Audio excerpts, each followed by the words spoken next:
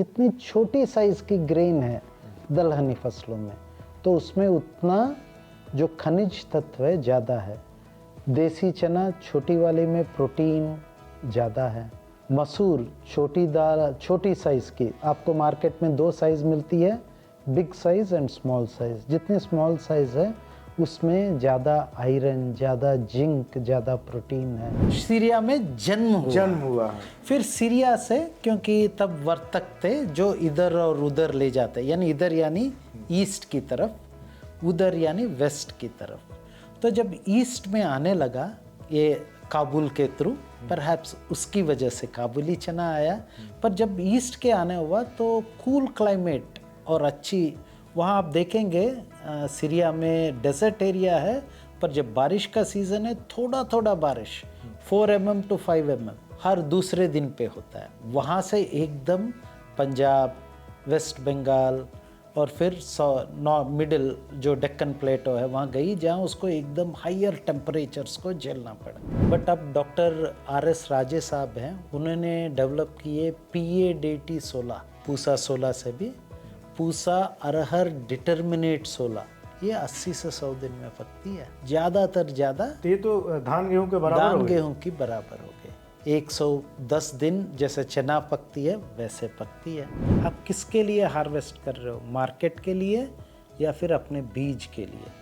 Market के लिए जब इसमें भी अंतर है। इसमें इसलिए है कि यदि मार्केट के लिए कर रहे हो तो 700-800 RPM जो थ्रेशर की स्पीड पे कर सकते हो, पर बीज के लिए अपने खुद का करते हो।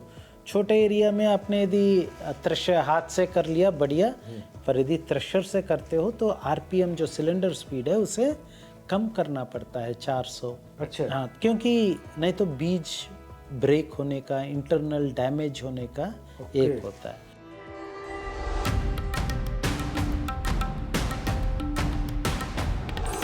भारत दुनिया का सबसे बड़ा दलहन उत्पादक देश है, लेकिन उसके साथ ही 2 चीज़ें और जुड़ी हुई हैं।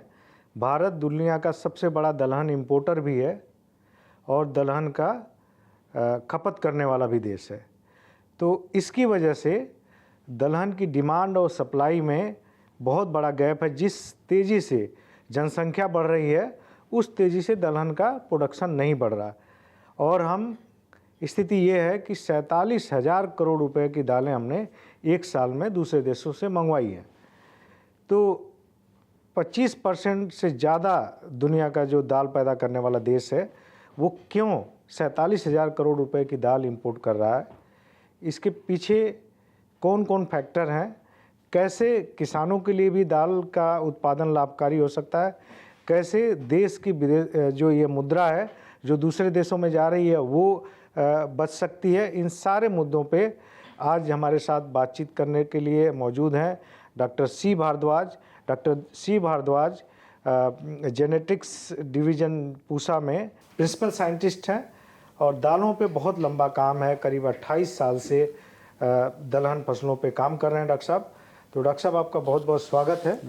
और जैसा कि हमने देखा है कि दलहन का जो इम्पोर्ट है वो बहुत तेज़ी से बढ़ा है, क्योंकि हमारी न तो प्रोडक्टिविटी बढ़ी न तो उत्पादन बहुत ज़्यादा बढ़ा, एरिया बढ़ने की बजाय घट गया। तो इसमें जो है चैलेंज कहाँ आया? अभी सरकार को पल्सेज मिशन शुरू करना पड़ा है कि हम मिशन मोड पे काम करेंगे, पैसा लगाएंगे, अच्छे बीज देंगे, इसका एरिया बढ़ाएंगे ताकि इंपोर्ट कम हो।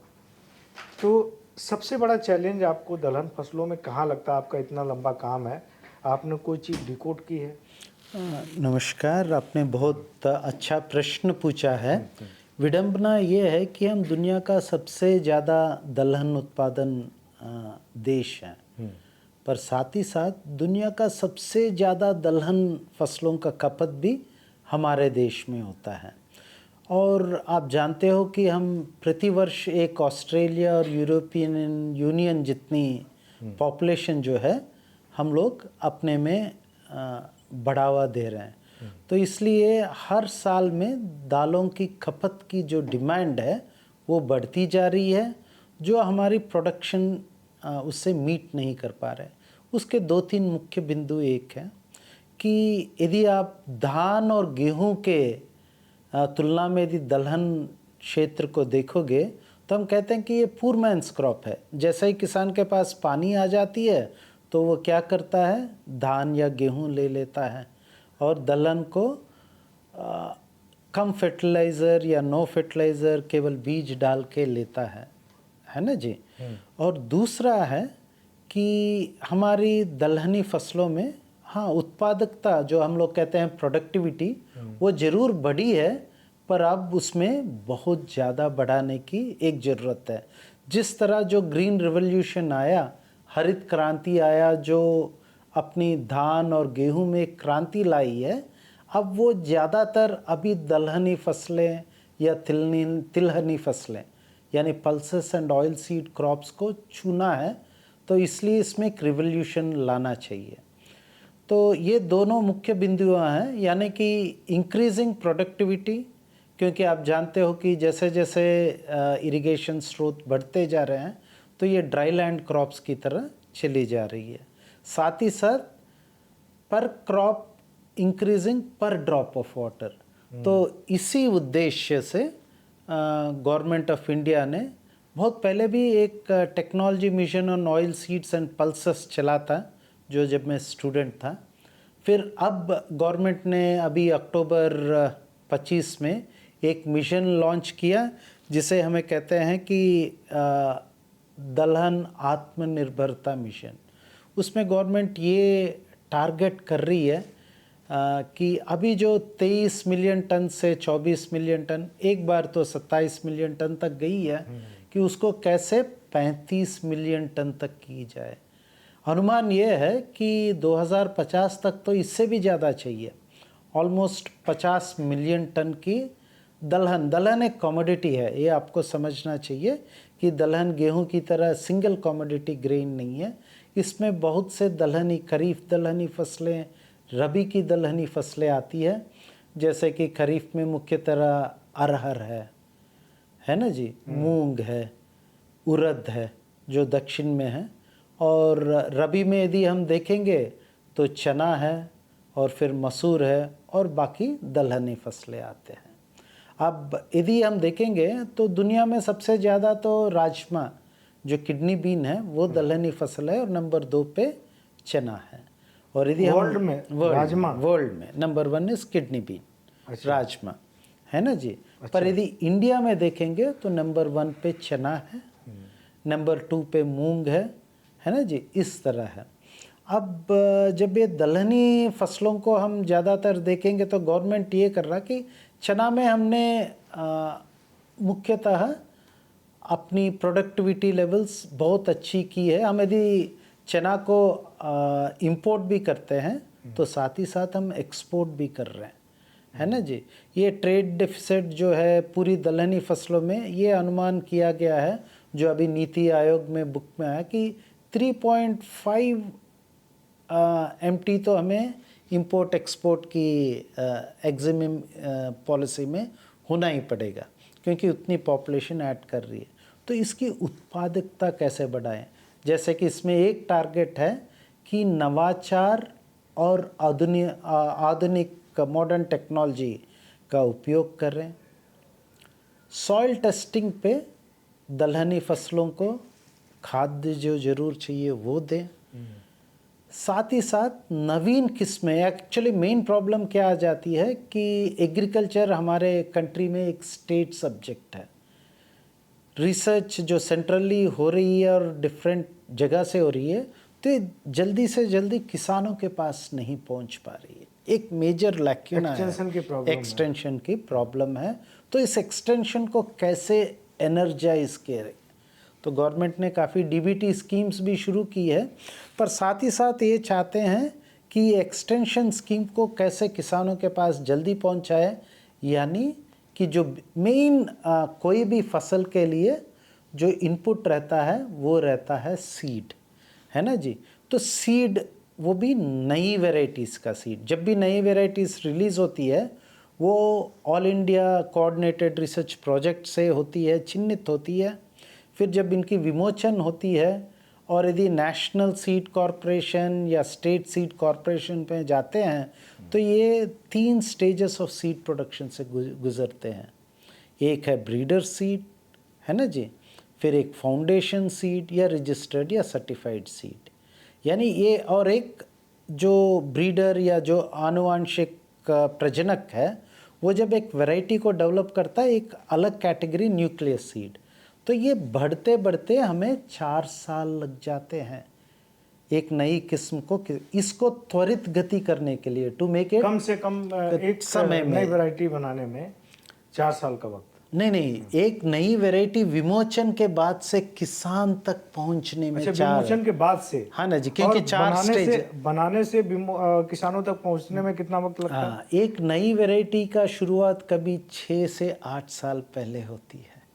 अच्छा, 3 साल की ऑल इंडिया टेस्टिंग होती है, अच्छा। 5 से 6 साल प्रजनक के खेतों में उसको अलग अलग पंक्तियों में टेस्टिंग होती है।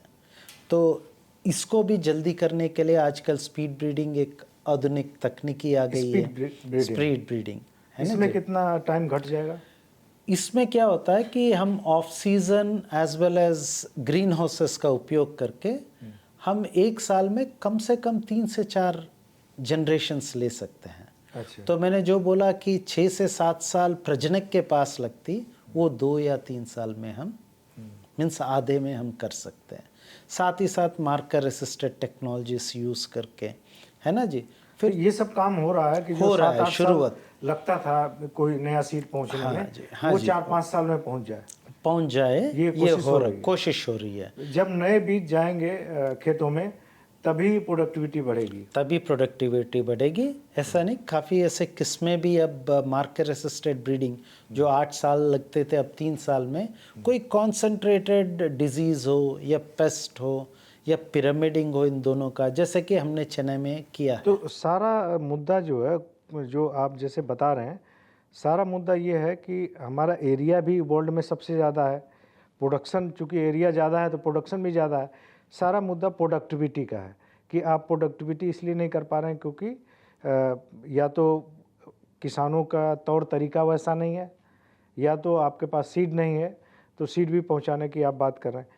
अभी हम तो 700 केजी पर हेक्टेयर से कमी में है प्रोडक्टिविटी, ऐसे ही है ना? जी है, 750 या करीबन 800 से है। 800 से कम है प्रति हेक्टेयर जो हमारी प्रोडक्टिविटी है, पर अलग अलग दलहन फसलों में अलग अलग, और कई सारे देशों में ये 1800-1900 किलो तक पहुंच गई है। अपने देश में भी कई सारे इलाके हैं जहाँ पे बहुत अच्छी प्रोडक्टिविटी है। तो वो कौन से इलाके हैं, उनसे क्या भारत के दूसरे देशों, जो दूसरे देशों की बजाय जो अपने देश में कोई सक्सेस मॉडल है जहाँ पे 1500-1600 केजी प्रति हेक्टेयर की प्रोडक्टिविटी है, क्या उसको वहाँ की जो प्रैक्टिसेज हैं, वहाँ का जो तौर तरीका है, वो हम नहीं फॉलो कर सकते? जरूर जी, क्योंकि ये अपनी एनवायरनमेंट में इन्होंने ऐसी प्रोडक्टिविटी लाया है। और अलग अलग दलहनी क्षेत्र के लिए, जैसे कि कुछ किसान भाई भी है बहुत अच्छे लाए हैं। जैसे यदि चने की बात करते हैं तो नरसिंहपुर में श्री गुलाब सिंह लोधी साहब हैं जो लेते हैं 4 टन प्रति हेक्टेयर।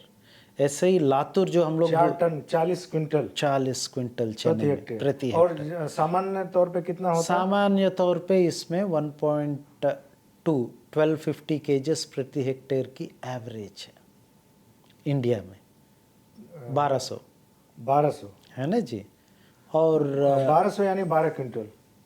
हाँ, 12 क्विंटल, 12 क्विंटल नॉर्मल है चने में, जबकि ये 40 टन। ऐसे ही लातूर मतलब 40 क्विंटल ले रहे हैं, तो 12 और 40 तो बहुत फर्क हो। तो उन्होंने ऐसा क्या किया जो बाकी किसान है? ऐसे ही और एक भी कुछ किसान है, जैसे महाराष्ट्र में जो आप लोग बोलते हैं ड्राई एरिया लातूर, वहाँ शिंदे जी है, वो 4.5। पूरा नाम क्या है उनका? SS शिंदे जी है। अच्छा, शिंदे जी। किस चीज का करते हैं वो? चने का।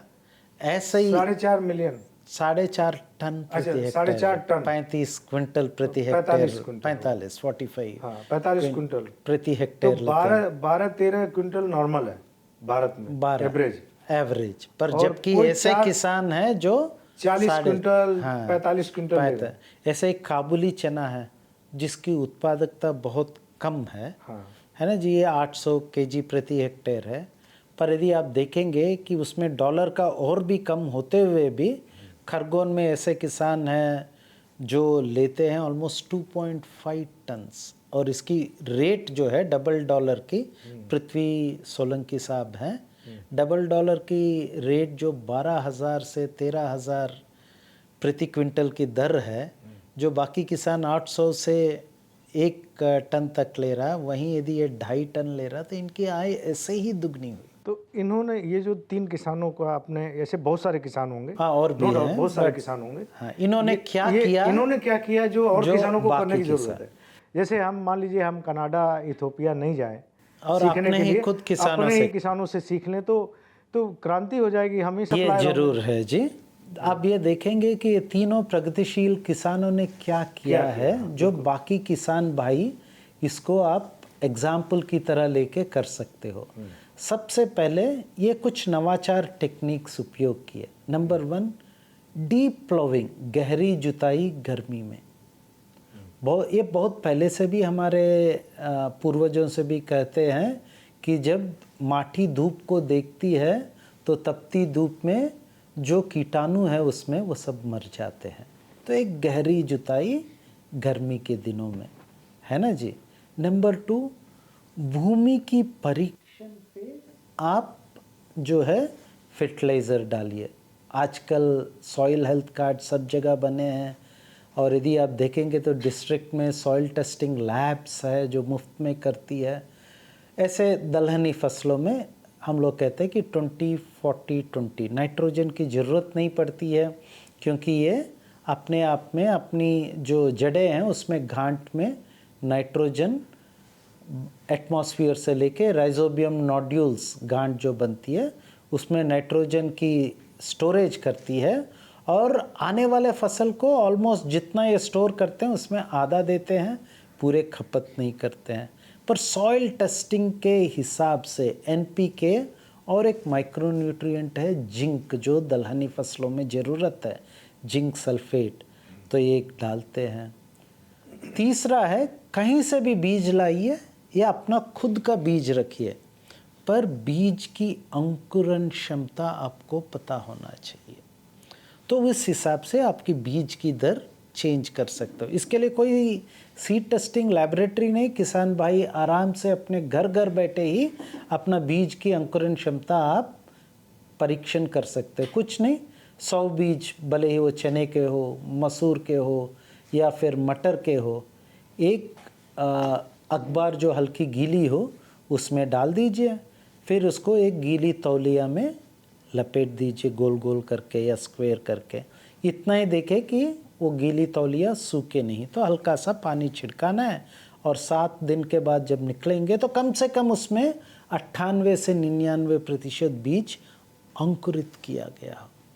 तो ये एक इम्पॉर्टेंट है। तो इस पे हम लोग जनरली जो गवर्नमेंट रिकमेंड करती है, यानी अनुसंधान के साथ, कि 80 किलो प्रति हेक्टेयर देसी चने का और 100 किलो प्रति हेक्टेयर मोटे $1 काबुली चना का बोलते हैं।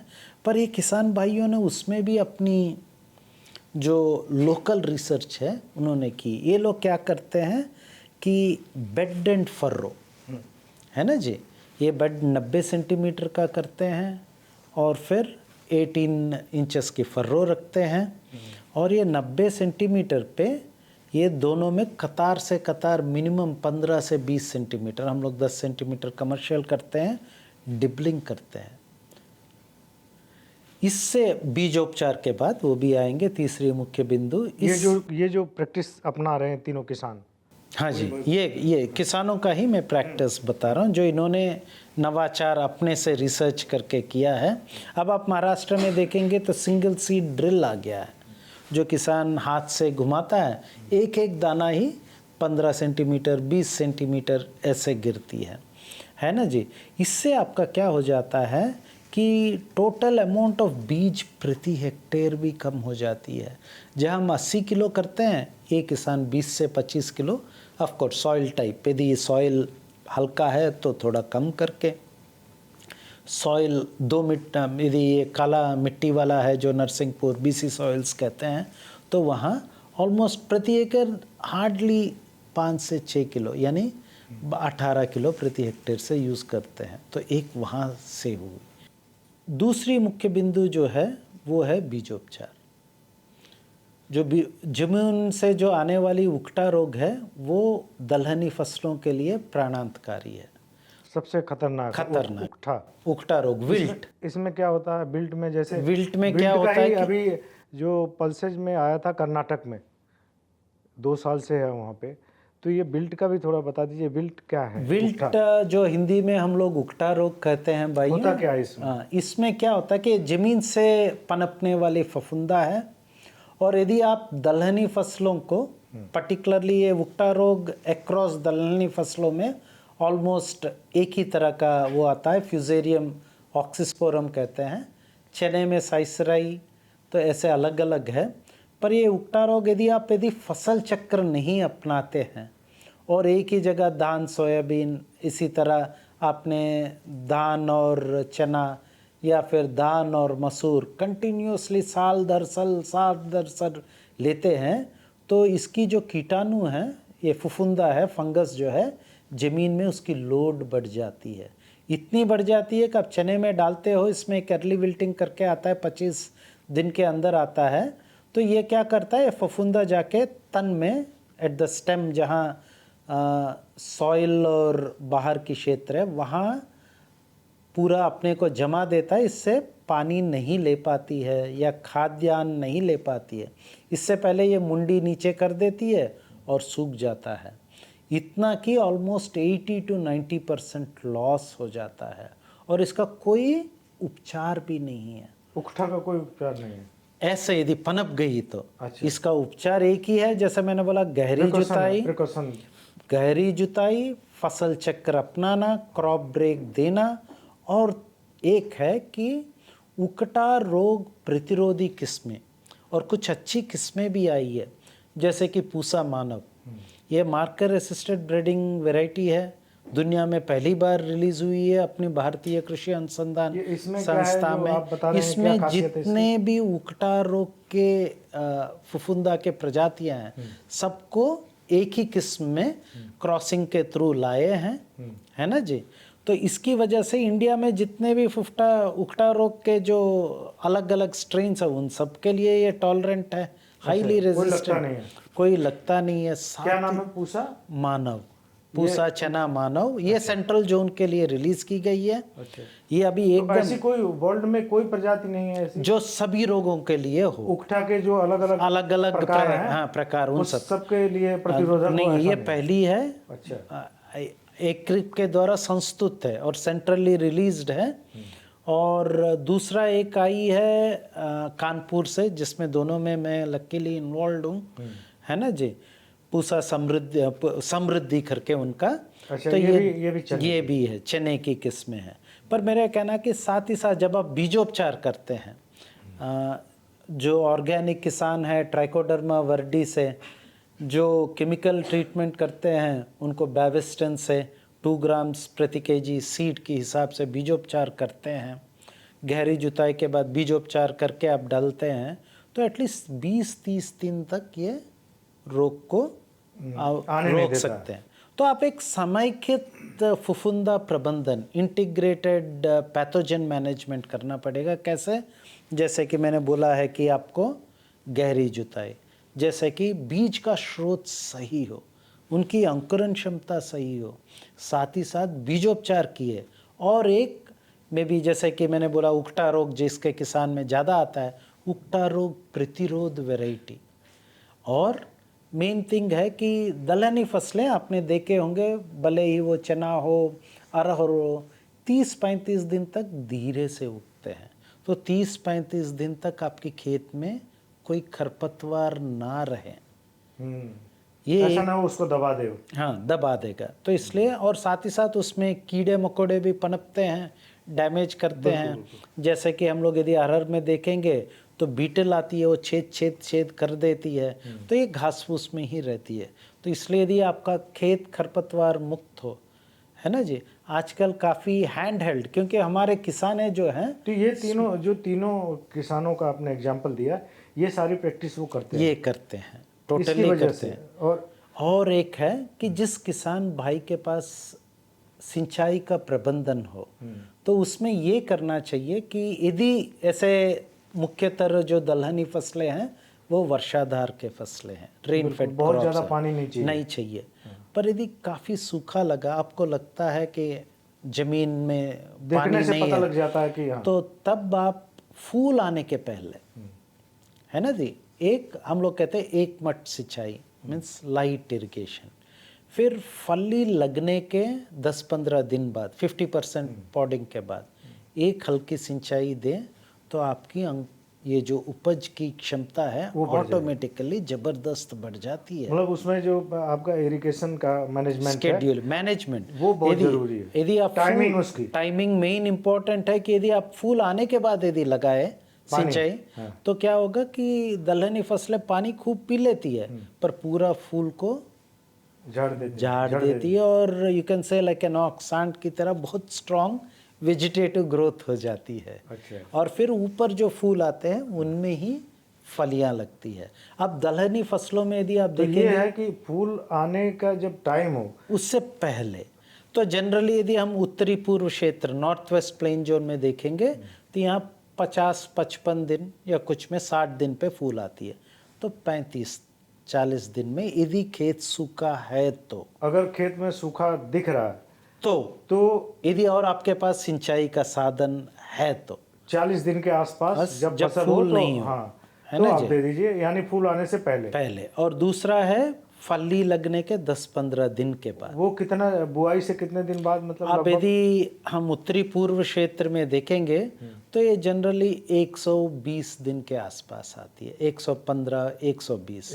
यदि यही जो सबसे बड़ा क्षेत्र मध्य क्षेत्र है, जिसमें छत्तीसगढ़, अपना मध्य प्रदेश, महाराष्ट्र, गुजरात ये आते हैं, और दक्षिणी राजस्थान, तो यहाँ की फसल की अवधि मुख्यतः 108 से 115 दिन की रहती है। तो यहाँ 25 दिन के अंदर, क्योंकि यहाँ 30-35 दिन में फूल आना लगते हैं, और दूसरा है 70 दिन के करीब फली लग जाती है, 70-80 दिन पे पूरा 50% हो जाता है, और 20 दिन में वो पकने लगती है। तो इस समय यदि पानी की कमी है, तो है ना जी, इसी तरह कुछ रहते हैं, प्रोडक्टिविटी आपको उसी से वेरी करती है। और कुछ किसान जिसका मैंने बोला है, जैसे शिंदे साहब हैं और अनिल खाटे साहब हैं, ये भी लातूर से हैं। अनिल खाटे का रिकॉर्ड ही है कि उसने तो 5.5 टन लिया। तो वो है कि वो ड्रिप में लेते हैं। अच्छा, कोई आपने सुना नहीं होगा कि दलहनी फसल को ड्रिप में ले सकते हैं। जनरली वेजिटेबल में ज़्यादा पर उन्होंने दलहनी अरहर हो, गोदावरी किस्म लेते हैं, वो जो परबनी से आई है अरहर का, और अरहर में लेते हैं 5.5 टन। नहीं, चने में 5.5 टन लेते चने हैं। में 5.5 टन। ये तो रिकॉर्ड है ना जी, 5.5 टन, 5.5 टन, 55 क्विंटल गेहूं के जितना, है ना जी। तो ऐसे किसान, ये तो अपने ही, मैं जो शुरू से कह रहा हूँ कि हमें इथोपिया या कनाडा वहाँ देखने की जरूरत नहीं, अपने पास किसान है, हाँ, जिनको हम उनकी जो नवाचार विधियां हैं वो अपना के। और एक मेजर पार्ट होता है कि आप हार्वेस्ट कब कर रहे हो, है ना जी। अच्छा, ये इसमें भी, हाँ, इसमें बहुत इम्पोर्टेंट है, हार्वेस्ट कब कर रहे हो, हार्वेस्ट कैसे कर रहे हो। अच्छा, हार्वेस्ट कब कर रहे हो, क्योंकि चने में जैसे ही पल्ली का रंग येलोइश होना लगता है ना जी, हरे से येलोइश होना लगता है, तो काटना है। जब येलो हो जाती है, काटना है। दलहनी फसलों में ये अरहर में चटकने की समस्या है, 7-8 दिन तक तो रुक जाती है, तो आपको थोड़ा पहले ही काट के उसको खेत में 1-2 दिन रखते हैं। अब दूसरा ये है कि आप किसके लिए हार्वेस्ट कर रहे हो, मार्केट के लिए या फिर अपने बीज के लिए। मार्केट के लिए जब इसमें भी अंतर है।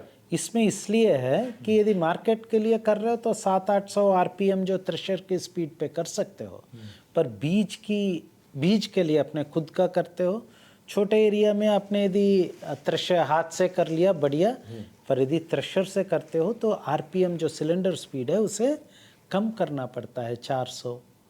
अच्छा, हाँ, क्योंकि नहीं तो बीज ब्रेक होने का, इंटरनल डैमेज होने का एक होता है। दूसरा है अपने तो बीज के लिए अगर करना है तो या तो हाथ से चुराएं उसको, हाथ से चुराएं, नहीं तो फिर आरपीएम उसकी स्पीड कम कर लें, थ्रेशर का, नहीं तो आपको बीज में डैमेज हो जाएगा। दूसरा ये बहुत इम्पोर्टेंट बात है। दूसरा ये है कि बीज अब भंडारण करते हो, पर सभी दलहनी फसलें जो एनवायरनमेंट में नमी रहती है उसको ग्रहण कर सकती है। इसलिए आप जो भंडारण करते हो उसमें भी प्रिकॉशंस लेना पड़ेगा। एक, धूप में, या आजकल ड्रायर्स आए हैं, धूप में यदि भीज के लिए, नहीं तो ड्रायर्स में 12% से नीचे मॉइस्चर आ जाए, अच्छा, इस पे आपको ड्राई करना पड़ेगा। नंबर 1, भंडारण के क्षेत्र को अच्छे से फ्यूमिगेट करना पड़ेगा ताकि सड़न न आए।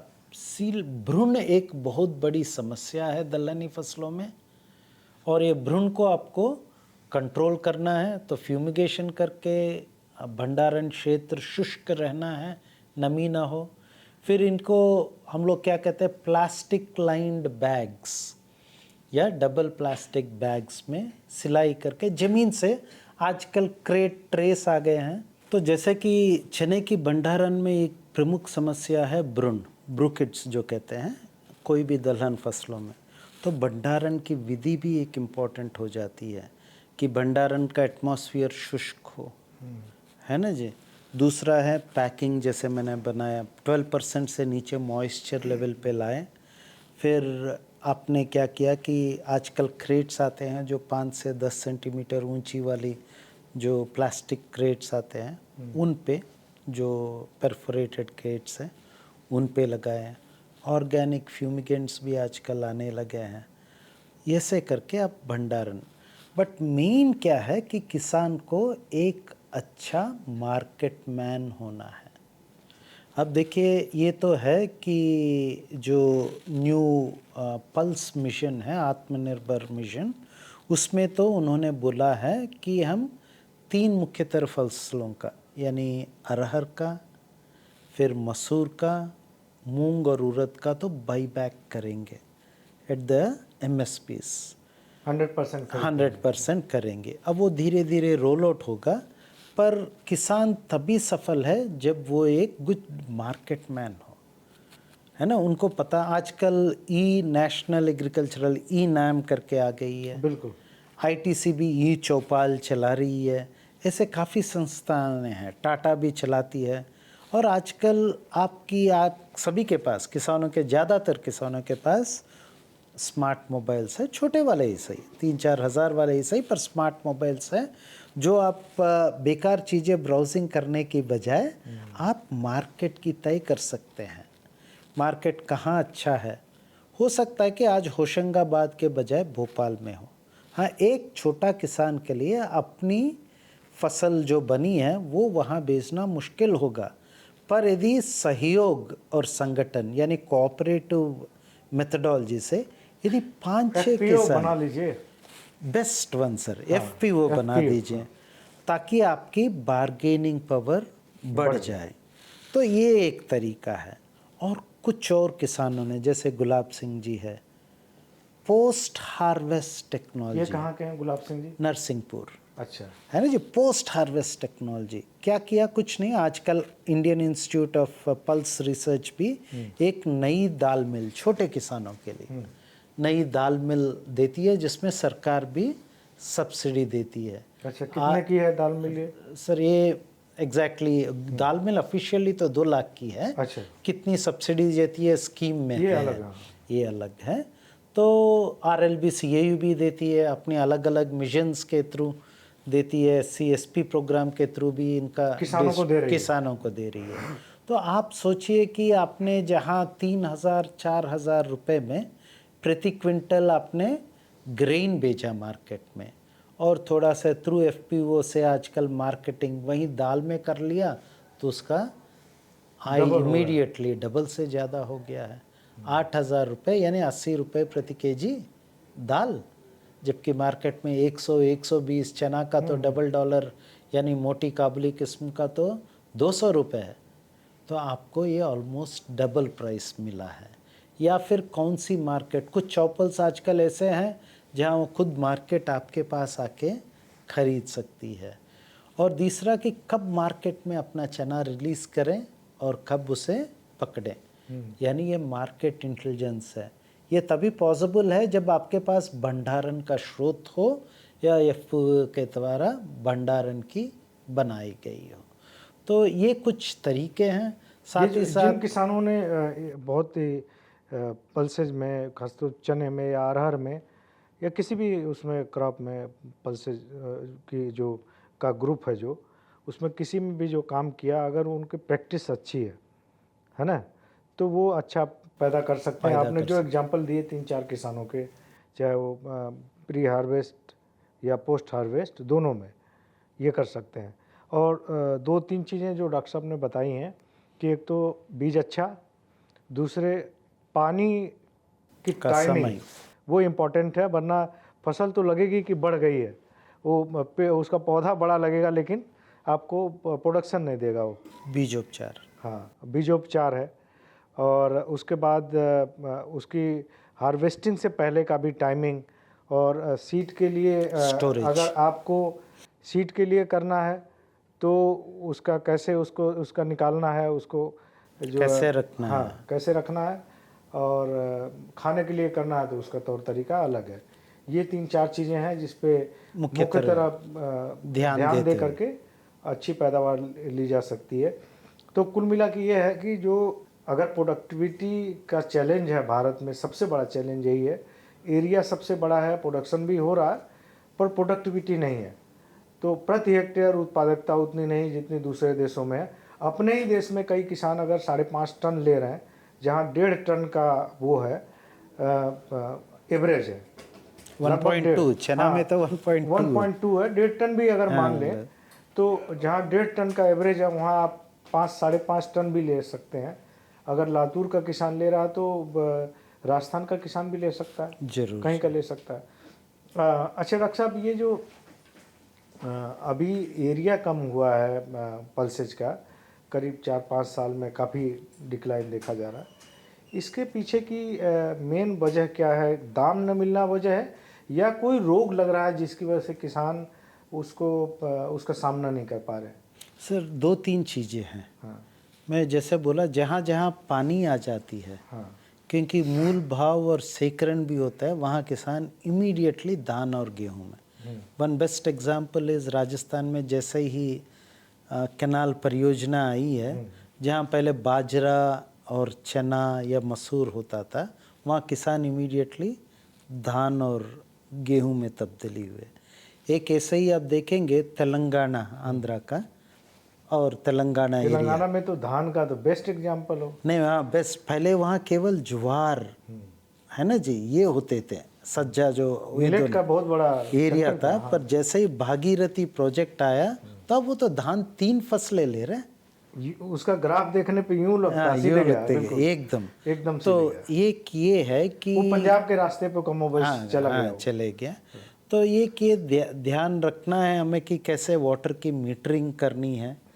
एरिया इस वजह से कम हुआ। दूसरा ये हुआ कि उत्तरी भारत क्षेत्र से 2-3 वजह से दलहनी फसलों का स्थानांतरण हुआ मध्य और दक्षिण में। एक बहुत बड़ी वजह है।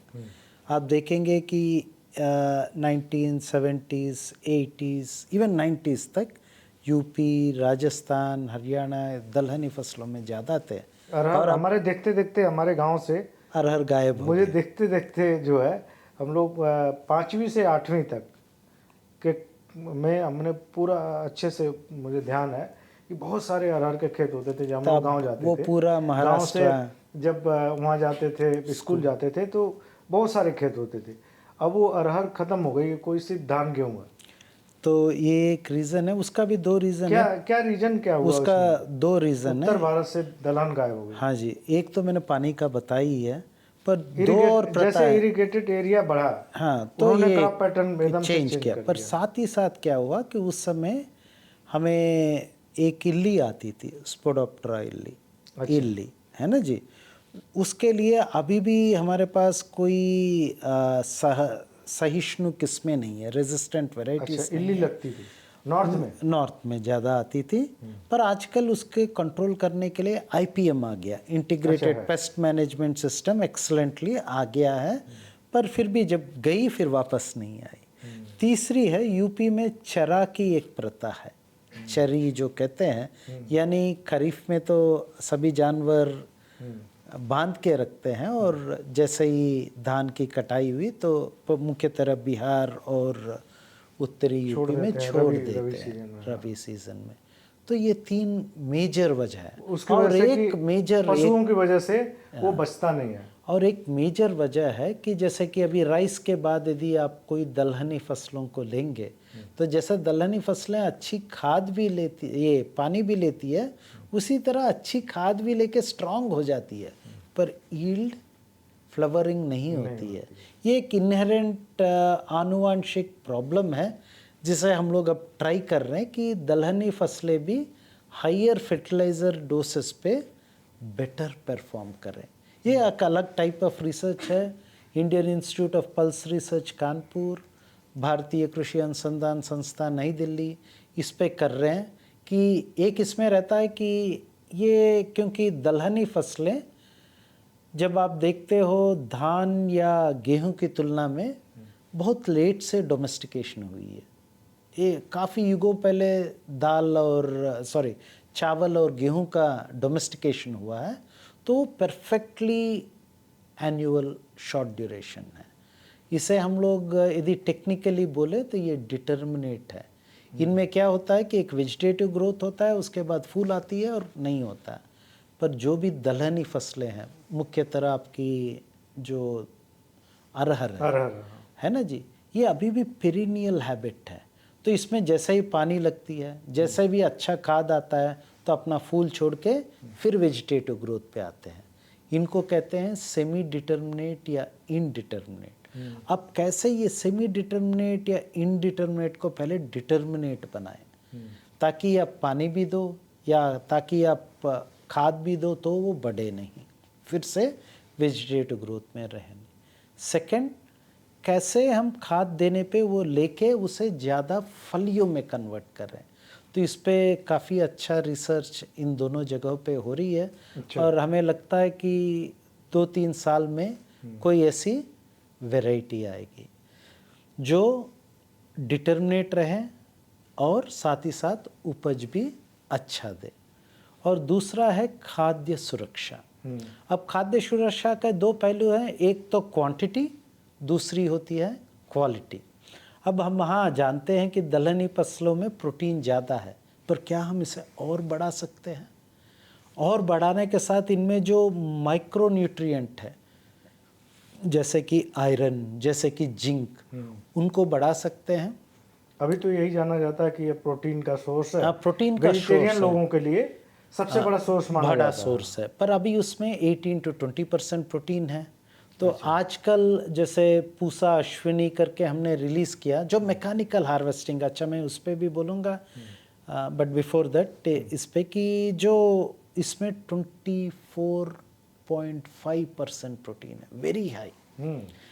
ऐसे ही IAPR से दलहनी अनुसंधान क्षेत्र है, इंस्टीट्यूट है कानपुर में, उन्होंने भी एक वैरायटी रिलीज़ की है। तो साथ ही साथ हम ये हाई प्रोटीन है। अब देखिए देसी जो जनरली 20 से 22 होती है, यदि 2% ऑल्सो वी हैव इंक्रीज्ड, जो हम लोग 20% से देखें तो it is a good amount, है ना जी। तो क्या हम इस पे साथ ही साथ हायर आयरन, हायर जिंक की भी आजकल रिसर्च नॉर्मल जो अरहर है उसमें इस पे भी आएंगे डॉक्टर साहब कि जो है बात कर लेते हैं। नॉर्मल जो अरहर है वैरायटी है उसमें प्रोटीन के अलावा क्या क्या होता है? सर दलहनी फसलें अब एक और मार्केट आ रही है, अपने अच्छा इसका संज्ञान लेना चाहते हैं। एक दुनिया में एक नई मार्केट कोविड के बाद आ रही है, वो कहते हैं वेजिटेबल मीट।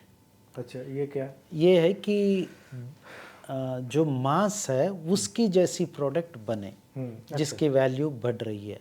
आपको ताजुब होगा कि 2020 में इसका केवल अमेरिका में $25 बिलियन की मार्केट थी और आज ये $200 बिलियन की मार्केट है और काफ़ी एक्सपोर्ट होता है। और आपको ये भी ताजुब होगा कि दुनिया की सबसे बड़ी vegetable meat factory Abu Dhabi में है। जो मीट ज़्यादा खाते हैं वेजिटेबल मीट मीन्स जब मीट का नाम लेते हैं वेजिटेबल जोड़ते हैं दोनों ना। इसमें क्या है कि जैसा हम सोचते हैं कि सोयाबीन में सबसे ज़्यादा प्रोटीन है, ये वेजिटेबल मीट यानी जो बनती है वो मीट की तरह रहती है टेस्ट में, पर है बनी वेजिटेबल से। तो बनती, पर सोयाबीन में 40% के आसपास प्रोटीन होते हुए भी 30 से 35%, पर उसमें 20% हम लोग पचा नहीं, 50% पचा नहीं सकते। अच्छा, 50% ऑफ द सोयाबीन जो मीट प्रोटीन है।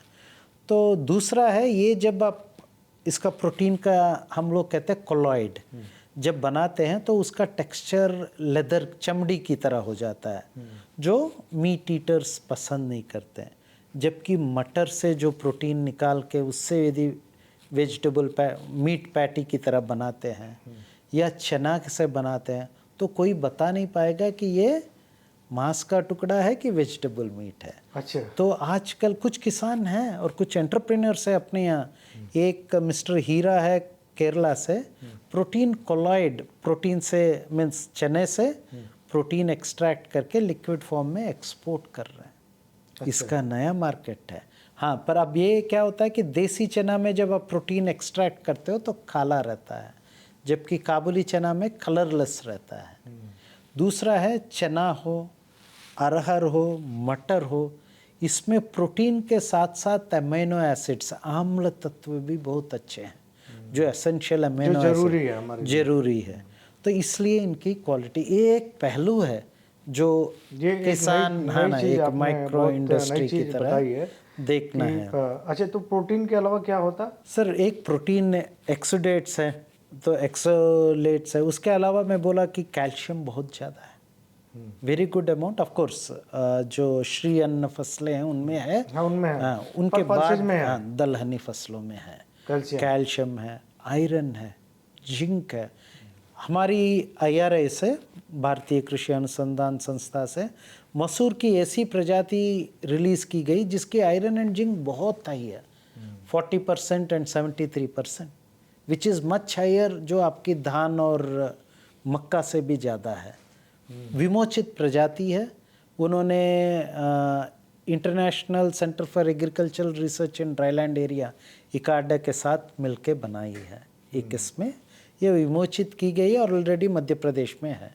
और दूसरा है, मैंने जैसे बोला कि दलहनी फसलें ड्राईलैंड एरियाज में ग्रो होती है, फिर भी जब ये पकते हैं, पकने की स्थिति पे आते हैं, तब तापमान बहुत ज़्यादा रहता है, पानी में नमी, मिट्टी में नमी कम होती है, और कभी कभी ये हो जाता है कि ये ड्राउट सिचुएशन थोड़ा पहले आती है, जिससे दाने सिकुड़े हो जाते हैं, या तापमान बढ़ने से दाने सिकुड़े हो जाते हैं। तो इनको कम्बैट करने के लिए दुनिया में पहली पूसा पूसा संस्थान ने पूसा 10-216, फिर उसके बाद पूसा विजय, पूसा JG16 और पूसा 4005, ये बहुत शुष्क सहिष्णु प्रजातियाँ, हाईली ड्राउट टॉलरेंट वेराइटीज है। ऐसे ही चने की, ऐसे ही कानपुर से L4-14 अलग अलग, जैसे पूसा 4005 और L4-14 उत्तरी पूर्व क्षेत्र के लिए, बाकी किस्में ये इतने ड्राउट टॉलरेंट हैं कि जैसे कि लातूर और जहाँ पानी कम होती है, पानी के बहुत कम, जहाँ बिल गेट्स गए थे, वो अचंभित हो गए कि चने की फसल बहुत अच्छी आ रही है। तो फिर लातूर गए थे? लातूर में कब गए थे? अपनी प्रोजेक्ट्स में। ये हुआ कोविड के अराउंड 2020-2022। आपका कोई प्रोजेक्ट देखा? वो जनरली उनका मदर एंड चाइल्ड का हेल्थ केयर का प्रोजेक्ट था। अच्छा। पर वो जब फसल को देखे तो उन्होंने बोला ये कौन सी फसल है, चना कैसे बाकी जगह? तो वहाँ के किसान बोले कि हमने ये पूसा संस्थान से लाए हैं, पूसा 10-200 में भी आया उसके बाद तो वो फिर पूसा में वो फसल देखने, चने देखने स्पेसिफिकली वो प्रोग्राम देखने आए थे।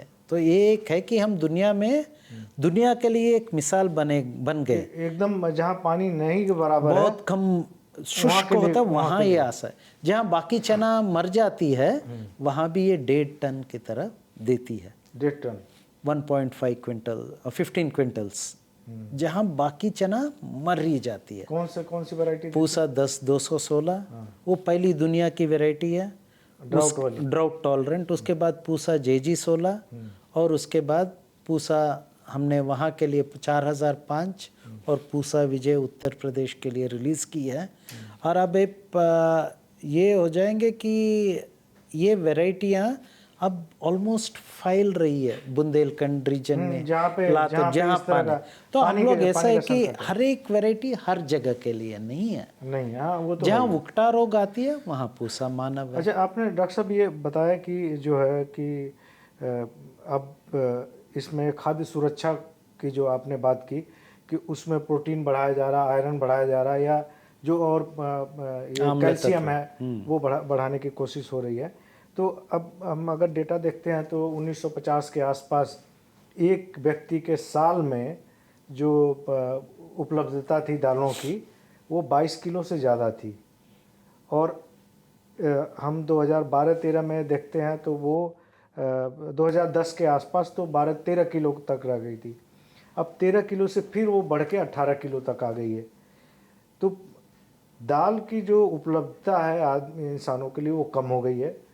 तो क्या कम दाल में भी ज़्यादा उसको वो मिल जाए, प्रोटीन, आयरन, कैल्शियम, इसी की कोशिश में लगे हैं आप लोग? सर आपने सही बोला। दलहनी फसलें जो हैं वो हम कहते हैं पल्स, अंग्रेजी में पल्स कहते हैं। पल्स कहते हैं। ये आदमी का पल्स नाड़ी है, जमीन का पल्स और एनवायरनमेंट का भी पल्स है, क्योंकि एनवायरनमेंट से नाइट्रोजन को इकट्ठा करते हैं।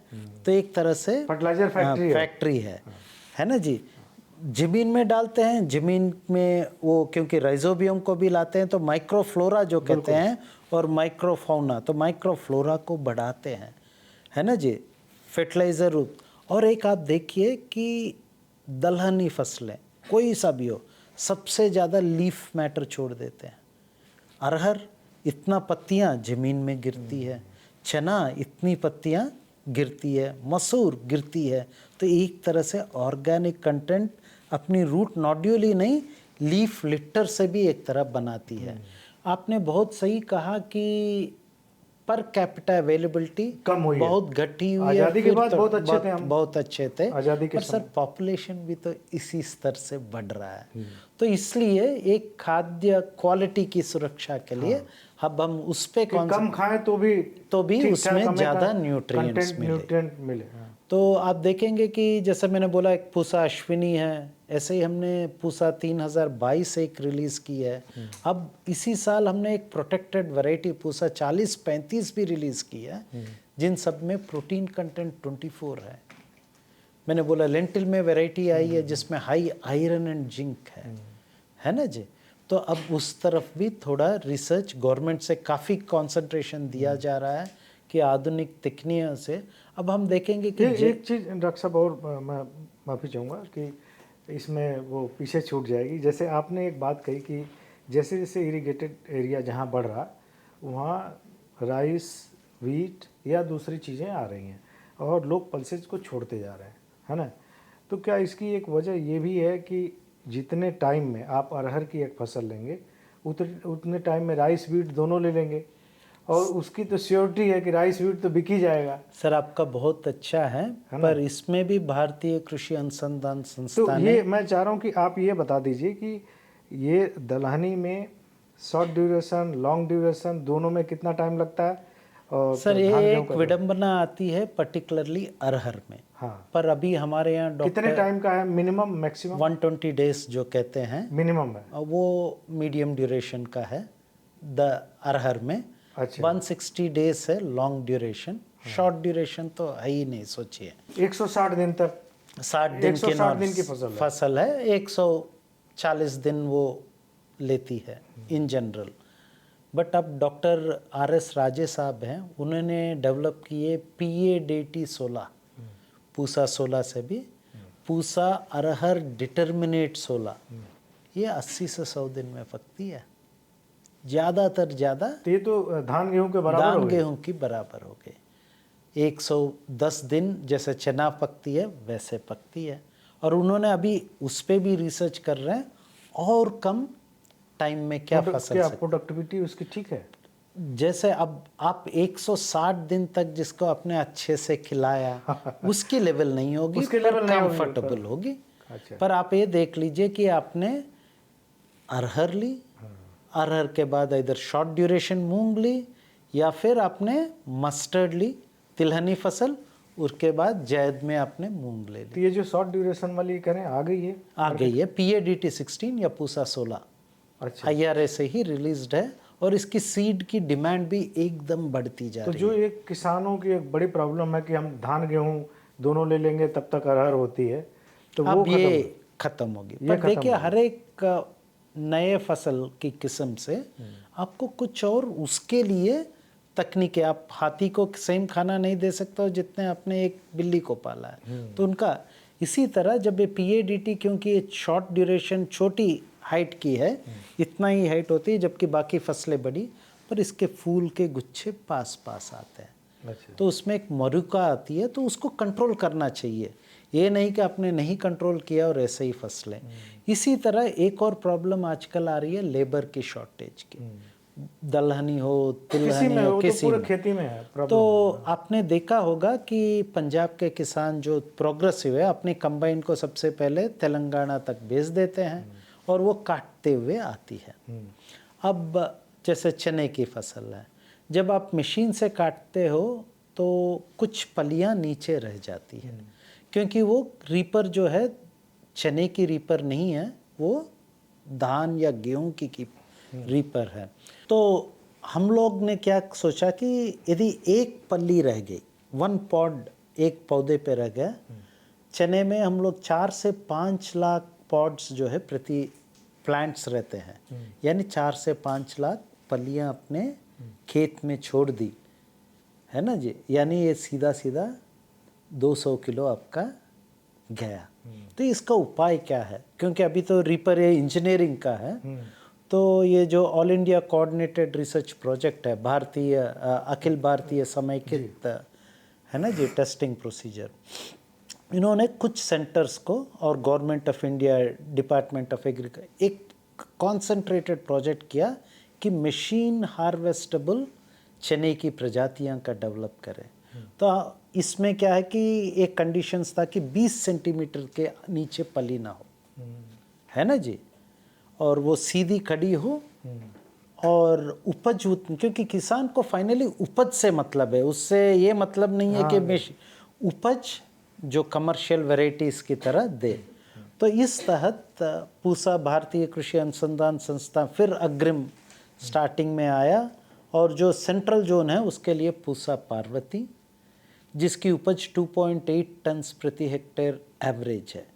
ऐसे ही इसी साल हमने एक रिलीज़ किया किस्म पूर्व नॉर्थ वेस्ट प्लेन जोन के लिए, उसका नाम है पूसा अश्विनी। इसका औसत उपज 3.6 है, ह्यूज 3.6 टन, जैसे मानव 3.8 है, विच इज़ प्रोडक्शन पोटेंशियल कहते हैं। तो ये है, और इनकी क्या है कि 20 सेंटीमीटर तक फली नहीं लगती है, और 20 सेंटीमीटर के बाद फलियां लगने लगती है। तो इसमें क्या है कि रीपर हार्वेस्टर आप मैकेनिकल ज़्यादा वेस्ट नहीं होगा, नुकसान नहीं होगा।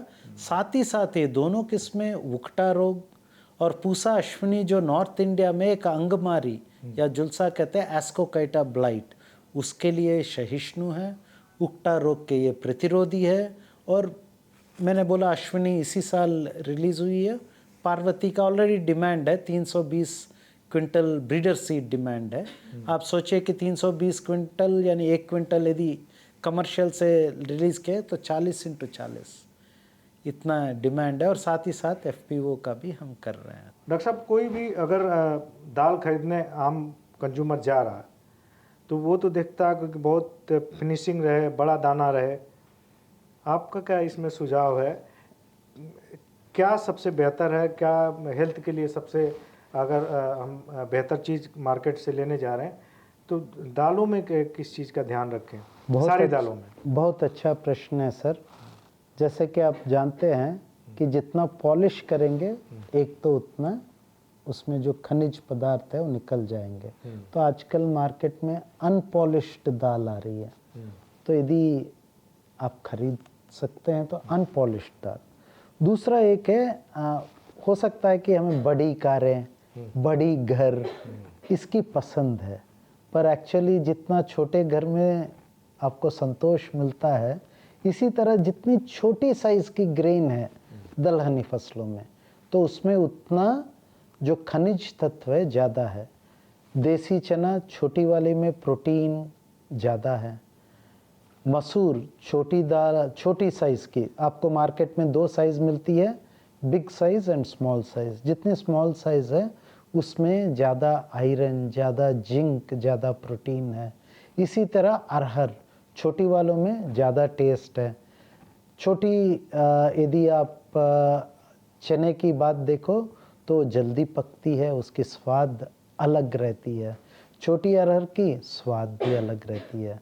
तो कभी कभी हम अपना जो सोचने की स्थिति है कंज्यूमर के एंगल से थोड़ा चेंज करके हमें छोटी साइज़ की जो जनरल उपयोगी दालें हैं लेंगे, जैसे छोटी साइज़ की मसूर, छोटी साइज़ की काबुली, देसी चना, छोटी साइज़ की आपकी जो अरहर है, तो इसमें स्वाद के साथ खनिज पदार्थ भी अच्छी स्रोत में मिल जाएंगे। अच्छा डॉक्टर साहब, मैं एक चलते चलते एक सवाल लूँगा कि जो नॉर्मल चना है ना, और काबुली चना है, दोनों की वैरायटी अलग अलग होती है? जी हाँ। और काबुली चना का काबुल से कोई रिश्ता है क्या? नहीं, बढ़िया आपने पूछा है। एज सच जो चना का उद्भवन हुआ है, सेंटर ऑफ ओरिजिन कहते हैं, ये सीरियन सेंटर ऑफ ओरिजिन है ना? सीरिया से? सीरिया से इनकी। कितना पुराना है ये जैसे हम लोग कहते हैं कि डेट पाम ऐसे 10,000 बिफोर क्राइस्ट। अच्छा, है ना जी, बहुत पुराना है। इंडिया का नहीं है? इंडिया का नहीं है, चने का वहाँ का है। अच्छा। अब आप क्योंकि आलू आपने इंडिया का इसे नहीं, टाइमोलॉजी, आलू इंडिया का नहीं, टमाटर इंडिया का नहीं, है ना? कोई बात नहीं, पर चना इंडिया में का। सबसे ज़्यादा हो गया है। हाँ। आप कभी कभी सोचते कि सबसे बड़ा इसीलिए उत्पादक है विश्व का, जबकि ये सीरिया का पैदा हुआ, सीरिया में जन्म हुआ। है। फिर सीरिया से, क्योंकि तब वर्तक थे जो इधर और उधर ले जाते, यानी इधर यानी ईस्ट की तरफ, उधर यानी वेस्ट की तरफ। तो जब ईस्ट में आने लगा ये काबुल के थ्रू, परहैप्स उसकी वजह से काबुली चना आया। पर जब ईस्ट के आने हुआ तो कूल क्लाइमेट और अच्छी, वहाँ आप देखेंगे सीरिया में डेजर्ट एरिया है, पर जब बारिश का सीज़न है थोड़ा थोड़ा बारिश 4 mm to 5 mm हर दूसरे दिन पे होता है। वहाँ से एकदम पंजाब, वेस्ट बंगाल और फिर मिडिल जो डेक्कन प्लेटो है वहाँ गई, जहाँ उसको एकदम हायर टेम्परेचर्स को झेलना पड़ा। और काबुली किस्में हायर टेम्परेचर ज़्यादा झेल नहीं सकती, नहीं झेलती, कम तापमान झेल सकती है। पर जब तापमान 30 या 35 से होगा, जो दूसरा चना काला चना है, काला चना, वो तो उसकी सिलेक्शन होने लगा। दूसरा है खाने की विधियां। अब आप देखेंगे, हालांकि तो इसका मतलब काबुल से इसका रिश्ता है? काबुल से रिश्ता है। काबुल से आगे, हाँ, सीरिया से रिश्ता है। सीरिया से रिश्ता उधर से होके आई? उधर से होके आई सर। अच्छा। तो ये दूसरा है ब्रीडर सिलेक्शन। दूसरा अपनी खाने की विधियां, हम लोग बनाते हैं बेसन से, जो सेव है ना जी, ये सब बनाते हैं। तो हमें वो चाहिए जो वो गरम पे वो स्टिकी बने, है ना जी, कुरकुरा और स्टिकी, चिपका बने। और काबुली चना में जो स्टार्च है, उसमें 2 तरह के स्टार्च होते हैं, तो उसमें ये चिपचिपा बनने वाला स्टार्च नहीं है। अच्छा। तो इसीलिए हमने ज़्यादातर सिलेक्शन देसी के लिए किया है। सेव और उसमें ये ज़्यादा यूज़ होती है।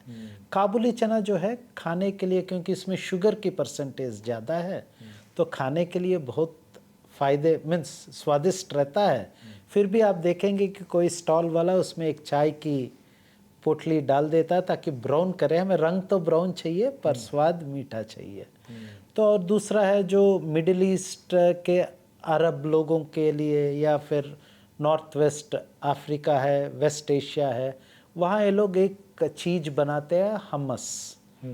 वो देसी चना से बनता है क्योंकि वो मीठा रहता है। तो इसलिए हाँ, आपका सही है कि काबुल से इसका रिश्ता है, सीरिया से इसका रिश्ता है।